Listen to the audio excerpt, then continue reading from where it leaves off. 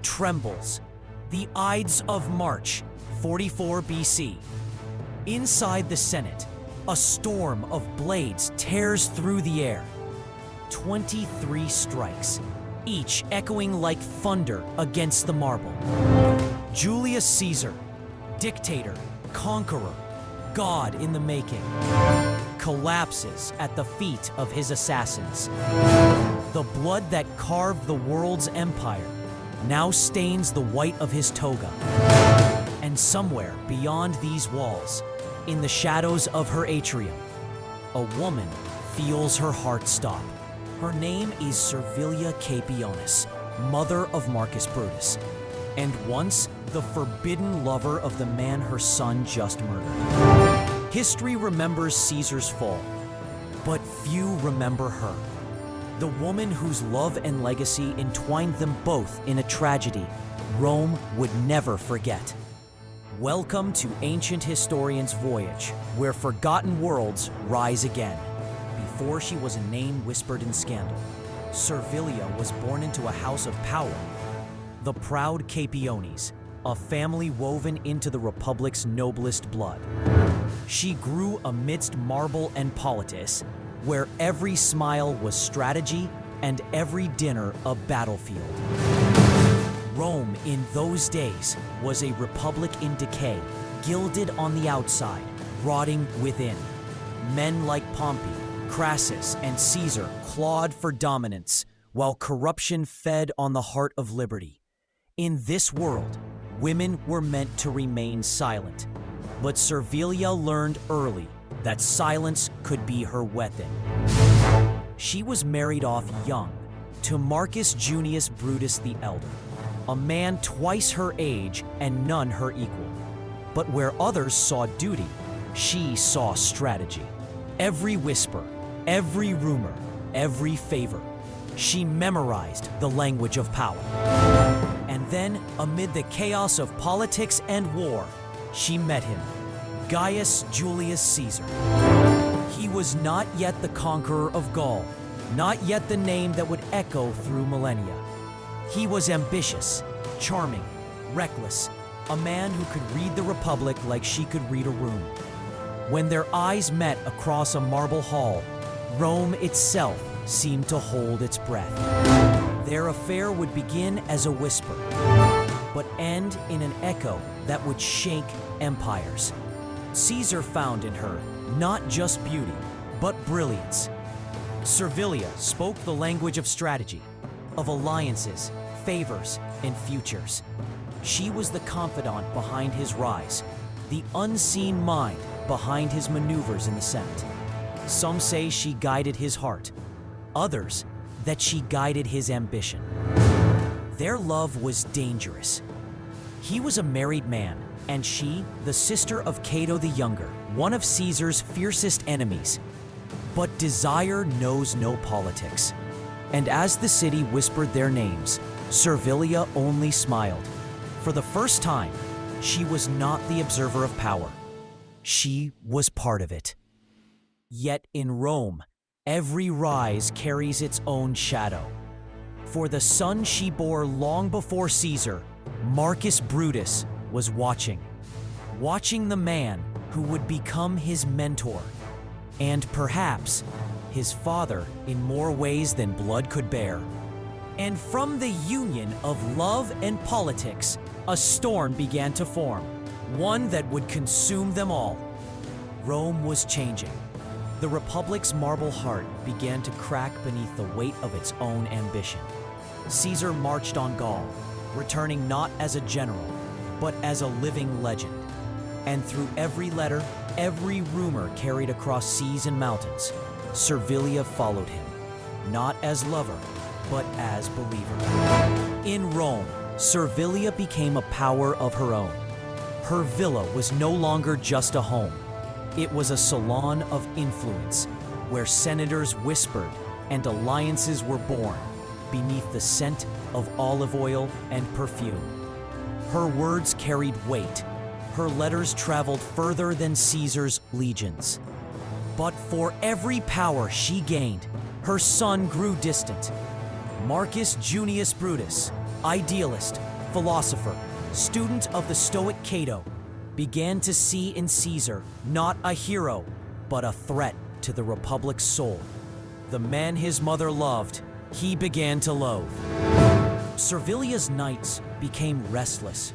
She would sit by the oil lamps, rereading Caesar's letters, the promises, the affection, the words of a man who now held the world in his hand. But beneath every line, she could sense it, the shift from passion to power. Caesar returned to Rome a conqueror, draped in victory, adored by the people, feared by the Senate. And when he entered Servilia's house again, years older, cloaked in triumph and danger, the city itself seemed to hold its breath. To her, he was still the man who once whispered of dreams and destiny. But to others, he was a tyrant in the making. The same voice that had once whispered love now echoed through Senate halls, declaring himself dictator for life. Servilia's influence no longer came from whispers. It came from fear. Many said she could command Caesar's ear with a glance. Others said her love letters were worth more than an army. But even power has a price, and Rome never forgives those who hold too much of it. And Brutus, her son, began to turn from her. To him, his mother's devotion had become complicity. He believed she had traded honor for affection, the Republic for one man's love. Every time he looked into her eyes, he saw the shadow of Caesar staring back. Yet Servilia's heart remained divided between her son, her lover, and the empire they both claimed to serve. She watched as Rome split into factions, brother turned on brother, ideals drowned in blood, and in the silence of her villa, she began to fear that the gods were writing a tragedy with her name hidden in its first line. Then came the rumor that Caesar had gifted Servilia a pearl worth 6 million sesterces, the price of an empire. To the Senate, it was scandal. To Brutus, it was betrayal. To Servilia, it was the weight of love turned into a weapon. As Caesar crowned himself eternal ruler, Servilia's nights grew longer, her letters unanswered. The man she once knew was slipping away, replaced by marble statues, divine titles, and an empire that left no room for love. And somewhere, in the shadow of her heart, she knew the blade that would reach Caesar might already be resting in her son's hand. Love had birthed an empire, but now love itself was becoming treason. And as Rome prepared to crown its god, Servilia prepared to lose both the man she loved and the son she had raised. Rome trembled. The Senate murmured in fear. The people whispered in awe, and the gods themselves seemed to turn their gaze from the city. Julius Caesar, dictator for life, ruled not as a man, but as a myth. Yet myths are mortal. When born in Rome, Servilia watched from her balcony as his triumphs filled the streets. Chariots, soldiers, lulls, and the thunder of a nation in worship. But behind her eyes, fear bloomed. The man who once shared her bed was now a god among mortals. And gods, she knew, demanded sacrifice. In whispered corners of the Senate, words became daggers. Tyrant, usurper, liberator. And in those shadows, one voice rose among them all. Calm, noble, resolute. The voice of Marcus Junius Brutus. Servilia felt the tremor before the storm. She could see it in her son's silence, the same silence Caesar had once carried before battle. She begged him not to follow the path of honor carved by blood. But Brutus, son of Rome, believed the gods demanded it. One evening, beneath the olive trees of her courtyard, she whispered to the wind, "Do not kill the man who was once your father." But the wind carried her words to no one. Rome had already chosen its sacrifice. The Ides of March dawned cold. Caesar, wrapped in crimson, stepped into the marble halls of the Senate, unaware that every echoing footstep was a heartbeat closer to eternity. The omens had spoken, the soothsayers had warned, but pride blinds even the gods. As he sat upon his chair, surrounded by those he called friends, blades flashed like lightning in a storm. The air filled with gasps, screams, and betrayal. And when Caesar's eyes met Brutus's, the world stopped. Et tu, Brute. The words fell not as accusation, but as heartbreak. In that moment, Caesar saw not a traitor, but the boy his mother once held, the son of the woman he loved. Then, silence. Rome had killed its god. When word reached Servilia, she did not cry. She simply closed her eyes and whispered a prayer that Rome would never forgive them. For in killing Caesar, her son had killed the last piece of her heart. Days later, Brutus returned to her home. No embrace, no words, only silence between two souls, bound by duty and damned by love. She touched his cheek and whispered, "The Republic is free." But her voice trembled because she knew freedom had come with a price no mother should bear. Rome rejoiced in its new liberty, but Servilia lived like a ghost. The Senate called her son a hero. The streets called her a witch. And when the wind carried the whispers of war between Antony and the conspirators, she knew Caesar's shadow would never die. In the end, Servilia died quietly, the woman who had loved a god and birthed his destroyer. No marble marked her grave, no poet sang her name. But her story lived in whispers of love, ambition, and the day when Rome itself bled for both. History remembers Caesar as the conqueror, Brutus as the betrayer, but between them stood Servilia, the woman whose heart became the battlefield of Rome.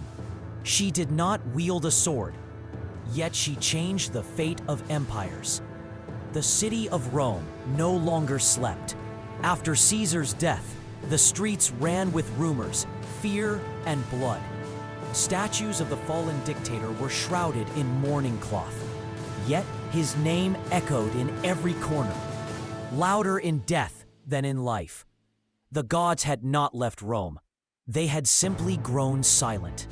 Servilia watched from her villa as the Republic devoured itself. Brutus and Cassius, hailed as saviors, became fugitives hunted by Antony's vengeance. The people no longer cried for freedom. They cried for order. Rome's heart was broken, and from its cracks, another empire began to rise. In the Senate, Antony raised his voice above the chaos. "You call them liberators, I call them murderers." His words struck Rome like thunder, and the mob roared for vengeance. Brutus's name, once sacred, became a curse whispered behind closed doors. Servilia's villa became a sanctuary of ghosts.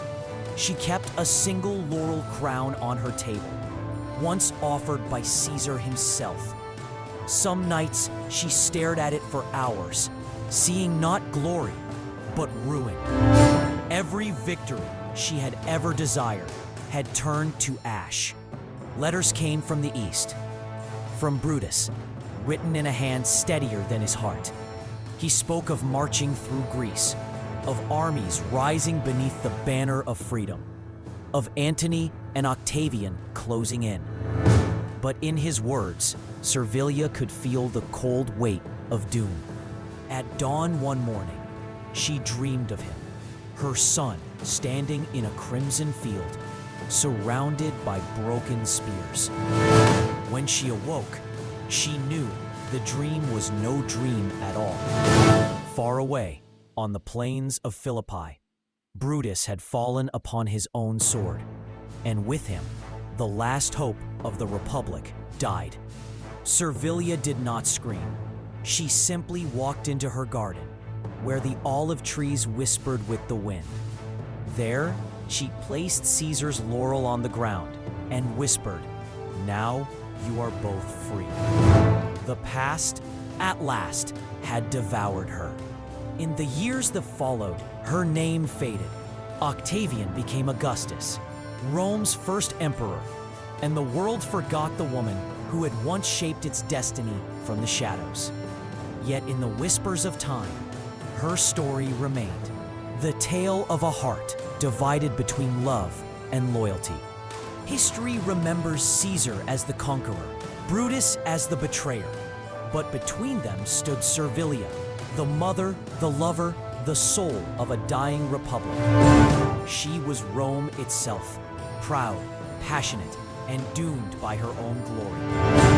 And when the winds pass through the ruins of the Forum, some still say her whisper lingers there. Rome was built on love and undone by it. If you found yourself lost in the echoes of this story, where love and empire collide, remember to join us again. For every ruin has a voice, and every shadow tells a history. This is Ancient Historian's Voyage, where forgotten worlds rise again.